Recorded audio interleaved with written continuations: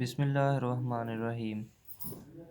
Dear students, आज हम एक स्पेशल टॉपिक डिस्कस करने जा रहे हैं जिसका नाम है फंक्शन। और ये फंक्शन जिसको उर्दू में तफ़ाल कहते हैं, बेसिकली ये ख़ास बाइनरी रिलेशन होता है। और बाइनरी रिलेशन को हम प्रीवियस लेक्चर में क्लियरली डिस्कस कर चुके हैं कि बाइनरी रिलेशन क्या होता है, उसकी डोमेन और उसकी रेंज क्या होती है। तो मैं थोड़ा सा उसको रिवाइज़ करवा देता हूँ आपको, जिसमें बाइनरी रिलेशन की सबसे पहले डेफिनेशन की बात करें तो अगर हमारे पास दो सेट ए और बी नॉन एम्प्टी सेट्स हों तो सबसे पहले हम इन दोनों का क्रॉस फाइंड करते हैं, ए क्रॉस बी। ये नीचे थोड़ा सा एग्जांपल की तरफ मूव करते हैं तो आपको बात समझ आएगी। फॉर एग्जांपल हमारे पास एक सेट ए है, 1 2 उसके एलिमेंट्स हैं, एक सेट बी है, उसके एलिमेंट्स 3 और 5 हैं। तो पहला काम हम सेट ए और बी का क्रॉस कार्टीजियन प्रोडक्ट जिसको कहते हैं वो फाइंड करते हैं। और वो किस तरह से फाइंड किया जाता है बेटा, ए क्रॉस बी के जो सेट के एलिमेंट्स हैं वो ऑर्डर्ड पेयर कहलाते हैं। यानी कि 1 3 1 5 2 3 2 5, इस तरह से मुतरतब जोड़े बनाकर जो हम लिखते हैं ये हमारा कार्टीजियन प्रोडक्ट है दो सेटों का। अब बाइनरी रिलेशन जिसको उर्दू में सनाई रवाबत कहते हैं, वो क्या था? वो ये था कि दो सेटों के कार्टीजियन प्रोडक्ट का कोई सा सबसेट।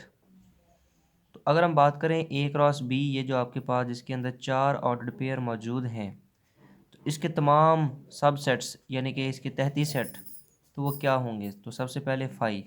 याद रखें बेटा, एम्प्टी सेट हर सेट का सबसेट होता है, इसीलिए हम फाई को ऑलवेज पहले लिखते हैं। इसके बाद R2, मतलब ये तो सिर्फ नाम दिए गए हैं। तो R2 के अंदर एक हमने क्या किया कि यहाँ से एक ऑर्डर्ड पेयर को एक सेट की फॉर्म में लिख दिया। यानी कि ये एक ऐसा सेट है जिसके अंदर एक ऑर्डर्ड पेयर है 1 3, और ये ऑर्डर्ड पेयर आपको यहाँ पे ए क्रॉस बी में मौजूद नज़र आ रहा है, यानी ये इसका सबसेट है।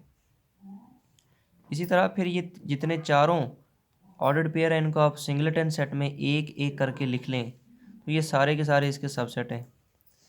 इसी तरह आप इनके पेयर्स बना लें, अब 1 3 1 5, यानी कि ये दो ऑर्डर्ड पेयर ले लें। तो क्योंकि ये दोनों ऑर्डर्ड पेयर भी इसी सेट में मौजूद हैं तो लिहाजा ये भी एक बाइनरी रिलेशन है। तो बाइनरी रिलेशन की डेफिनेशन ये है कि दो सेटों के कार्टीजियन प्रोडक्ट का कोई सा सबसेट, उसको हम कहते हैं बाइनरी रिलेशन। तो दो सेटों के कार्टीजियन प्रोडक्ट का कोई सबसेट जो होता है उसको हम बाइनरी रिलेशन कहते हैं। देन हमने देखा कि किसी बाइनरी रिलेशन की डोमेन और रेंज कैसे लिखते हैं, तो उसको भी रिकॉल कर लें कि फॉर एग्जांपल आपने ये एक बाइनरी रिलेशन R6 ले लिया। अब इसमें दो ऑर्डर पेयर हैं 1 3 1 5। तो मैं आपसे पूछूं कि इसकी डोमेन क्या है, तो आप लिखेंगे बेटा ऑर्डर पेयर के फर्स्ट एलिमेंट्स। तो फर्स्ट एलिमेंट इसमें 1 है, दूसरे ऑर्डर पेयर में भी 1 है, तो डोमेन में सिर्फ आप एक दफ़ा ही 1 लिखेंगे। सो डोमेन ऑफ R6 क्या होगी? 1। इसी तरह रेंज में हम क्या लिखते हैं ऑर्डर पेयर के सेकंड एलिमेंट्स। तो यहाँ पर 3, यहाँ पर 5, तो R6 की जो रेंज है वो है बेटा 3, 5। तो ये था, मैंने आपको थोड़ा सा लेक्चर रिवाइज करवाया कि बाइनरी रिलेशन क्या था और डोमेन और रेंज क्या थी। क्योंकि आज का जो हमारा टॉपिक है फंक्शन, वो स्पेशल क्लास ऑफ रिलेशन है। यानी कि तफ़ाल जो है वो बेसिकली सनाई रबत की एक ख़ास किस्म है जिसमें दो कंडीशंस पाई जाएं। उनको आइए अंडरस्टैंड करते हैं। सबसे पहले डेफिनेशन की तरफ चलते हैं बेटा। Suppose A and B are two non empty sets, then relation F from A to B. इसको ऐसे लिखा जाएगा, किसी भी सेट ए से सेट बी में आप कोई भी रिलेशन जो ये नीचे जैसे आपने R1 R2 R3 R4 जो लिखा है, इसको मैथमेटिकली सिम्बॉलिकली ऐसे लिखा जाता है कि f is a function from set A to B is called a function. यानी कि हमारे पास दो नॉन एम्प्टी सेट हैं ए एंड बी, देन हम एक रिलेशन f जो कि सेट ए से सेट बी में है उसको हम फंक्शन कहेंगे, उस रिलेशन को फंक्शन कहेंगे। कब? अगर ये दो कंडीशंस उस रिलेशन में मौजूद हों। तो चलते हैं पहली कंडीशन की तरफ। Domain of f is equal to set A, यानी तो यानी कि उस रिलेशन की हम डोमेन लिखें, और डोमेन जानते हैं आप ऑर्डर्ड पेयर के फर्स्ट एलिमेंट्स। तो जब हम उसके फर्स्ट एलिमेंट्स लिखें तो वो हमारे पास जो डोमेन का सेट है जो बनेगा वो हमारे पास इस फर्स्ट सेट ए के इक्वल आए। ये पहली कंडीशन है। इसी तरह दूसरी कंडीशन है every X belongs to set A, यानी सेट ए में मौजूद हर रुकन X appears in one and only one ordered pair, यानी सेट ए का हर एलिमेंट वो जो आपने फंक्शन एफ जिसको सेट को रिलेशन को बनाना है उसके ऑर्डर्ड पेयर में वो सिर्फ एक दफ़ा ही आए, यानी कि every X belong to A appears in one and only one ordered pair in F, that is there is no repetition of first element in each ordered pair in F. तो यानी कि उस रिलेशन में जो ordered pair के first element हैं उनमें repetition ना हो, यानी कि पहला एलिमेंट जो एक दफ़ा आ जाए किसी ऑर्डर्ड पेयर में वो दोबारा ऑर्डर्ड पेयर में पहली पोजीशन पर रिपीट ना हो, तब हम कहेंगे बेटा कि वो जो रिलेशन था ना वो एक फ़ंक्शन है। उर्दू वाले ज़रा इसको देख लें बेटा कि फ़र्ज़ करें हमारे पास दो गैर खाली सेट हैं ए और बी, तो रबत F from A to B, रबत यानी कि किसी दो सेटों के क्रॉस प्रोडक्ट का सबसेट, उसको हम सनाई रबत या इन शॉर्ट रबत कहते हैं। उसको हम रबत को तफ़ाल या फंक्शन कहेंगे कब, अगर उसमें ये दो कंडीशंस मौजूद हैं, यानी कि वो जो आपने रिलेशन एक लिखा हुआ है ना ऑर्डर्ड पेयर की फॉर्म में, उसको हम कहेंगे फंक्शन कब कि अगर उस रिलेशन में ये दो कंडीशंस मौजूद हों। पहली कंडीशन क्या है, domain of F is equal to set A. तो जब आप किसी रिलेशन की डोमेन लिखते हैं तो उसके अंदर ऑर्डर्ड पेयर के पहले एलिमेंट लिखते हैं, तो वो डोमेन का जो सेट है वो बराबर आ जाए फर्स्ट सेट ए, यानी जब आप ए क्रॉस बी मालूम करेंगे तो सेट ए के एलिमेंट्स आपको गिवन होंगे, बी के भी गिवन होंगे, तो domain of the relation F is equal to set A.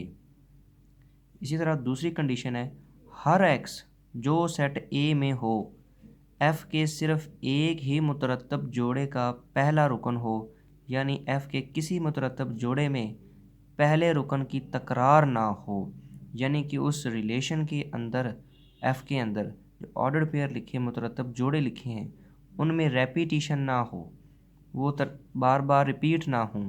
तो आइए ये डेफिनेशन आपको महज एक दफ़ा तो इतनी ज़्यादा समझ नहीं आने वाली, विदाउट एग्ज़ाम्पल चलते हैं। सबसे पहला बेटा इस एग्ज़ाम्पल से इसको समझने की कोशिश करेंगे, इन दो कंडीशंस को हम अप्लाई करेंगे।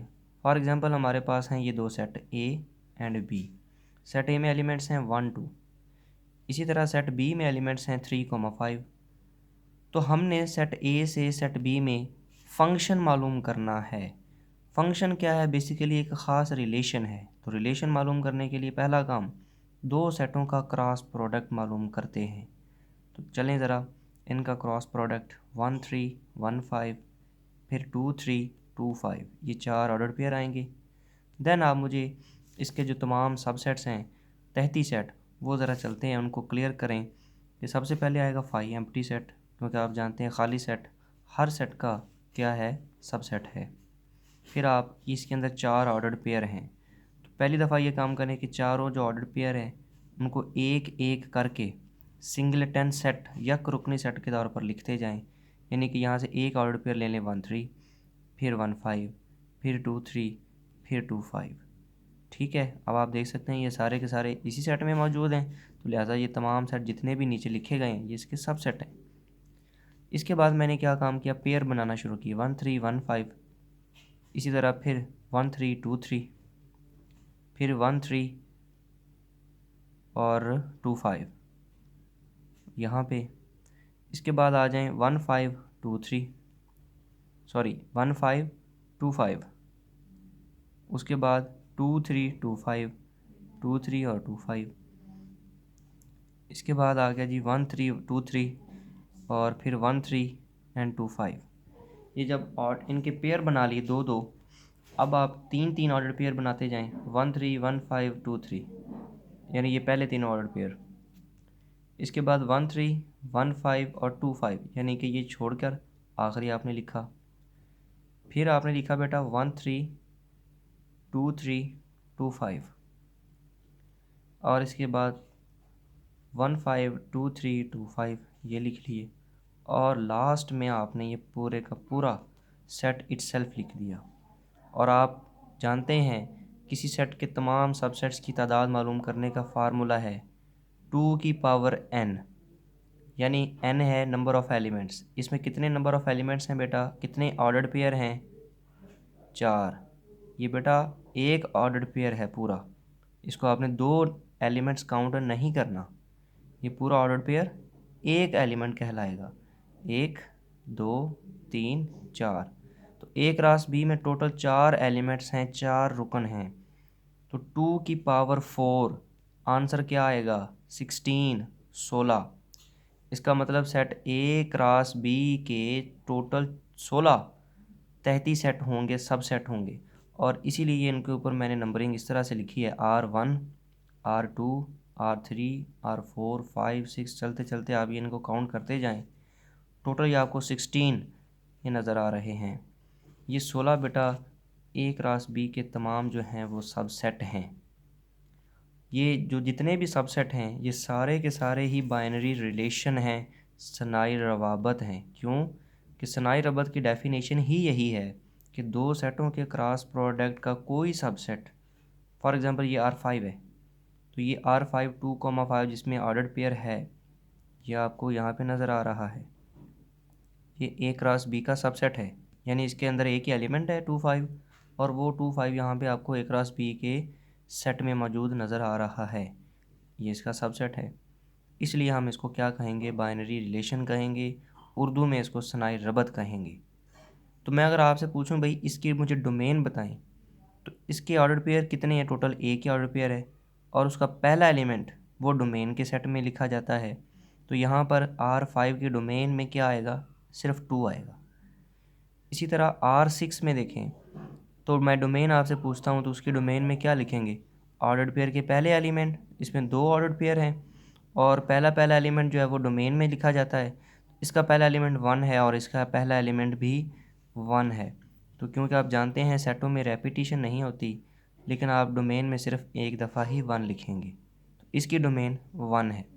इसी तरह मैं आपसे पूछता हूँ बेटा इस R15 इसकी डोमेन मुझे ज़रा बताइए तो क्या बनेगी, यानी ऑर्डर्ड पेयर का पहला एलिमेंट वो डोमेन कहलाता है, तो 1 2, और इस ऑर्डर पेयर में भी फर्स्ट एलिमेंट 2 है, रिपीट हो रहा है, तो हम लिखेंगे एक दफ़ा ही, तो लिहाजा R15 की डोमेन 1,2 होगी, यानी उसमें सिर्फ 2 अरकान होंगे, एक 1 होगा दूसरा 2 होगा। अब ये जितने भी ऊपर सनाई रवाबत बाइनरी रिलेशन जो लिखे गए हैं, ये सारे के सारे बेटा फंक्शन नहीं हैं।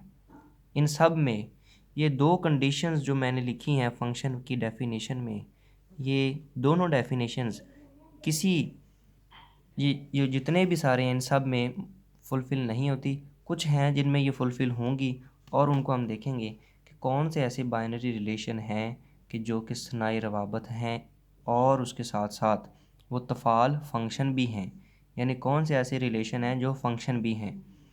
So from above we observe that R7 R8 R10 and R11, R7 ये है, R8 ये है, R10 ये है और R11 ये, जिनको ये ब्लू मार्कर से लिखा गया है।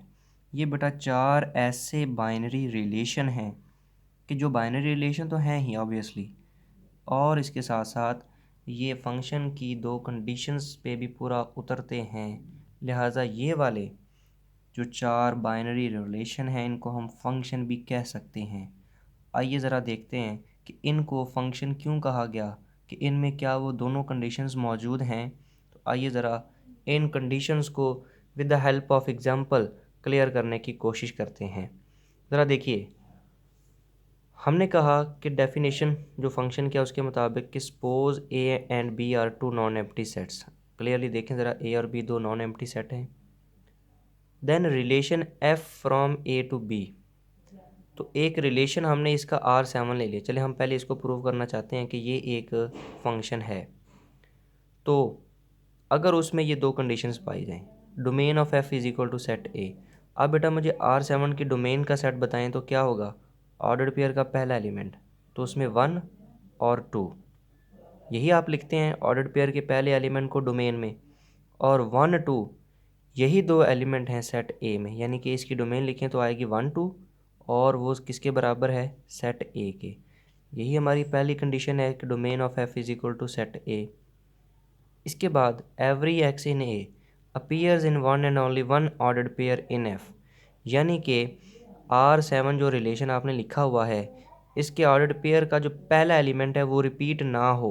जैसे ऑर्डर्ड पेयर में 1 है, तो 1 आपको पहली जगह पे लिखा हुआ दोबारा कहीं नज़र आ रहा है, तो ऐसा नहीं है। इसी तरह ऑर्डर्ड पेयर इसमें 2 है, तो जो 2 है ये दोबारा आपको पहली जगह पे लिखा हुआ कहीं पे रिपीट नज़र नहीं आ रहा, जिसकी आपको यूं इस तरह से, जिसको आप यूं अच्छे से समझ लेंगे। ये देखें ज़रा R9, इसमें आप देखें ऑर्डर्ड पेयर का पहला एलिमेंट 2 और इसमें भी 2, जबकि ये क्या हो रहा है, रिपीट हो रहा है। तो ऐसा आपको नज़र नहीं आना चाहिए, यानी पहला एलिमेंट दोबारा ऑर्डर्ड पेयर में रिपीट पहली जगह पे ना हो। ठीक है, तो अब इस R7 में फंक्शन की दोनों कंडीशंस फुलफ़िल हो रही हैं, लिहाजा बेटा इस R7 इस बाइनरी रिलेशन को हम कह सकते हैं ये एक फ़ंक्शन है। क्यों कि ये एक बाइनरी रिलेशन है, दो सेटों के क्रॉस प्रोडक्ट का सबसेट है, एज वेल एज इसमें ये फंक्शन की दोनों कंडीशंस फुलफ़िल होती हैं। दैट्स वाई हम इसको कह रहे हैं कि R7 एक फ़ंक्शन है। इसी तरह ज़रा R8 पे आते हैं। इसमें देखिए बेटा कि मुझे बताएं सबसे पहले कि ये एक, तो पहली बात ये देखो कि क्या ये रिलेशन है, यानी ये क्रॉस बी का सबसेट है। 1 5 2 5 1 5 2 5, बिल्कुल ये इसका सबसेट है। अब देखें कि इसके डोमेन लिखें तो क्या वो सेट ए के बराबर आती है। तो बेटा R8 की डोमेन में आप क्या लिखेंगे, ऑर्डर्ड पेयर का पहला एलिमेंट, तो इसका पहला एलिमेंट लिखेंगे 1, बिल्कुल, फिर इसका पहला एलिमेंट 2, और 1 2 ही क्या है, सेट ए, यानी कि इस R8 की डोमेन सेट ए के इक्वल है। तो पहली कंडीशन हमारी मुकम्मल हुई। दूसरी कंडीशन पे चलते हैं कि जो कि क्या कहती है कि पहला एलिमेंट रिपीट नहीं होना चाहिए। तो आप देख सकते हैं R8 का जो पहला ऑर्डर पेयर का एलिमेंट है 1, वो दोबारा कहीं पे रिपीट नहीं हुआ। इसी तरह R8 के ऑर्डर पेयर में दूसरा एलिमेंट है, दूसरे ऑर्डर पेयर का पहला एलिमेंट है 2, जो कि रिपीट नहीं हुआ। हमारा ताल्लुक़ सिर्फ़ और सिर्फ पहले एलिमेंट से है बेटा, दूसरे एलिमेंट से कतन हमारा ताल्लुक़ नहीं है। आप ये ना कहें कि सर यहाँ पे 5 तो रिपीट हो रहा है, वो देखें ज़रा, वो बेटा सेकंड पोजीशन पे है, तो हमारा सेकंड जो नंबर है उससे कोई लेना देना नहीं है। हमने सिर्फ पहला एलिमेंट देखना है कि वो रिपीट ना हो। इसी तरह अगर आप R10 इस पर आ जाएं, तो इसमें भी फंक्शन की दोनों कंडीशंस फुलफ़िल होती हैं।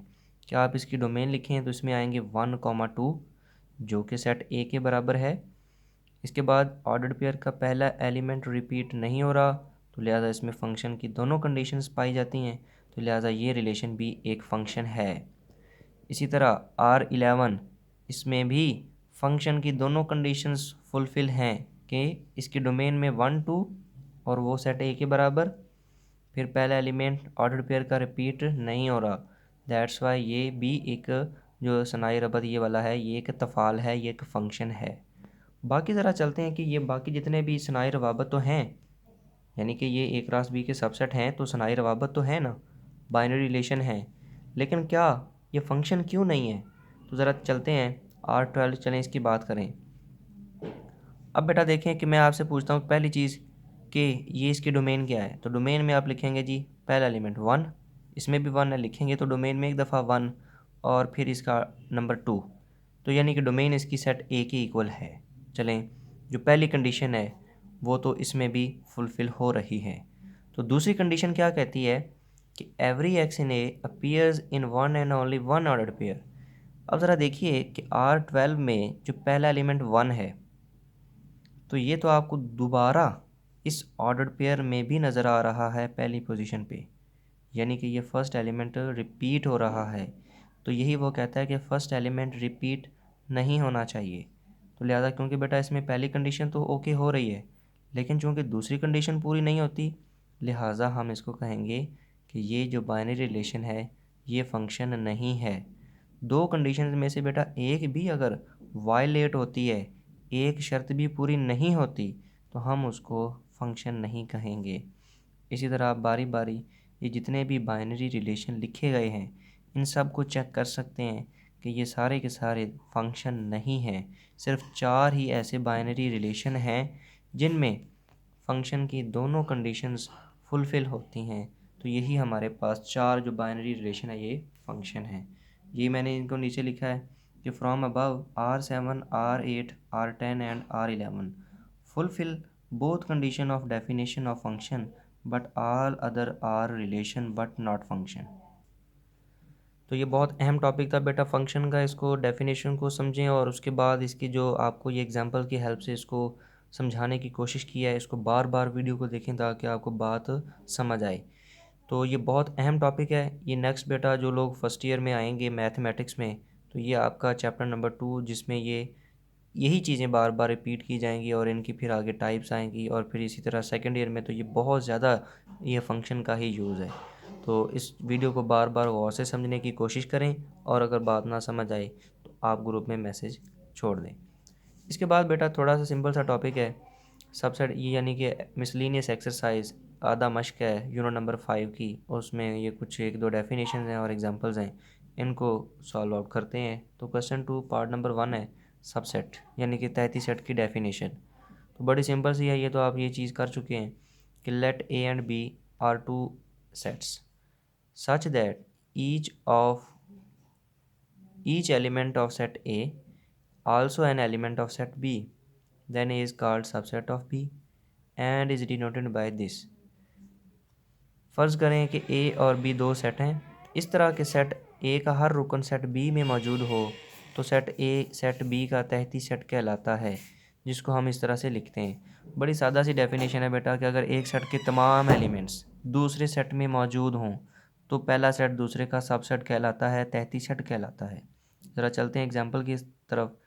सेट ए में 4 एलिमेंट हैं 1 2 3 4 और ये चारों एलिमेंट्स आपको सेट बी में नज़र आ रहे हैं, यानी ए का हर एलिमेंट बी में मौजूद है। 1 भी है, 2 भी है, 3 भी है, 4 भी है। तो सेट ए का हर एलिमेंट सेट बी में मौजूद है, लिहाजा हम ए को बी का तहती सेट कहेंगे, सबसेट कहेंगे और इसको इस तरह से रिप्रेजेंट करेंगे। तो ये थी बेटा सबसेट डेफिनेशन, तहती सेट की डेफिनेशन। इसके बाद ये क्वेश्चन 2 पार्ट नंबर 2 है write down all the subsets of the set this A comma B. ये आपको एक सेट दिया है, इसके आपने तमाम तहती सेट लिखने हैं। अब देखें कि सेट ए, इस सेट में 2 एलिमेंट हैं, तो मैंने आपको फार्मूला बार बार बताया कि सबसेट की तादाद मालूम करने का फार्मूला ये है 2 की पावर n। और n क्या है? सेट के अरकान की तादाद। यानी इस सेट में कितने अरकान है? 2, तो 2 की पावर 2 आंसर 4, यानी कि इसके तमाम सबसेट टोटल कितने होंगे? 4 होंगे। तो all the subsets of this set are, सबसे पहले क्या लिखेंगे? 5, यानी हर सेट का एम्प्टी सेट तहती सेट होता है। इसके बाद ये सेट के एलिमेंट्स को एक एक करके लिखें, एक दफ़ा ए एक दफ़ा बी, फिर इनका पेयर बनाएं तो ए भी ए की पेयर बनेगा। इस तरह से ये 4 आपने इसके सबसेट्स लिख दिए। तो यही मैंने आपको फार्मूला पहले भी वर्बली मैं आपको बोल के बताता था कि ये फार्मूला 2 की पावर n के number of elements of subsets of A given set, कि किसी दिए गए सेट के तमाम 33 सेट लिखने का फार्मूला है 2 की पावर n। और n हमें क्या है? उस सेट के एलिमेंट्स, दिए गए सेट के एलिमेंट्स। तो फिर इसको 2 की पावर में लिख के जो आंसर आए वो हमें बताएगा कि ये इसके कितने सबसेट होंगे। तो ये सबसेट की जो डेफिनेशन है बेटा, ये आपकी बुक में मौजूद नहीं है, मिसलिनियस में उसने पूछ लिया है। तो इसको बेशक यहाँ से याद कर लें, या आपके पास कोई की बुक है या कोई और अदर सोर्स है तो वहाँ से भी आप इसको देख सकते हैं, याद कर सकते हैं। ओके जी, अल्लाह हाफिज़।